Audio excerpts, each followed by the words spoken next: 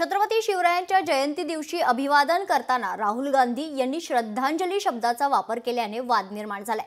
त्यावरून राहुल गांधी टीकेचे धनी ठरलेत। त्यासोबतच राहुल गांधी यांनी माफी मागावी या मागणीनेही जोर धरली आहे। पाहुयात नेमकं काय झालंय।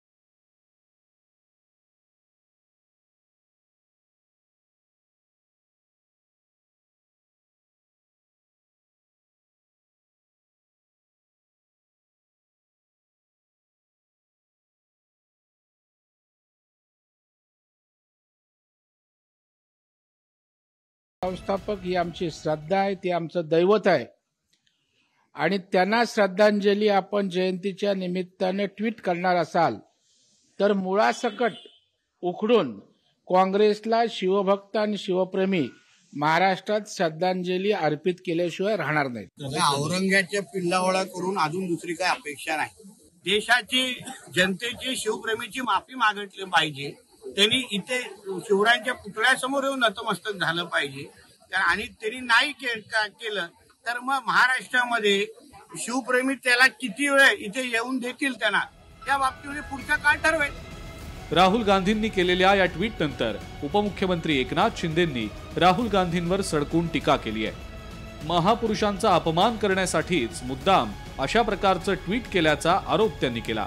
राहुल गांधींनी माफी मागावी अशी मागणी सुद्धा त्यांनी केली आहे। हे चुकून झालेलं नाही, हे स्लिप ऑफ टंक नाही आणि म्हणून त्यांनी त्यांची हे निंदाजनक वक्तव्य आहे आणि म्हणून त्यांनी माफी मागितली।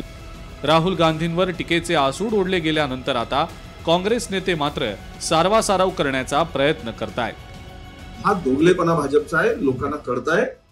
केवळ राहुल गांधींच्या बदनामीसाठी आपलं झाकून आणि दुसऱ्याचं बघा वाकून ही जी भूमिका आहे हे यातून दिसते आहे।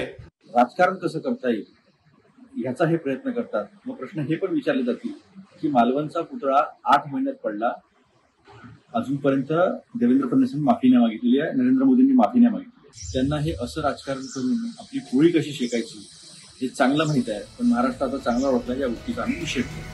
छत्रपती शिवाजी महाराजांच्या जयंती दिनीच अभिवादनासाठी श्रद्धांजली शब्दाचा राहुल गांधींनी वापर केल्यानं सध्या राजकीय वातावरण चांगलंच तापलंय। म्हणूनच राहुल गांधींनी ट्विट करताना शिवरायांची जयंती आहे की पुण्यतिथी याचं तरी भान बाळगायला हवं होतं अशी अपेक्षा आता शिवप्रेमी करतायत। उमेश करंजकर, लोकशाही मराठी, मुंबई।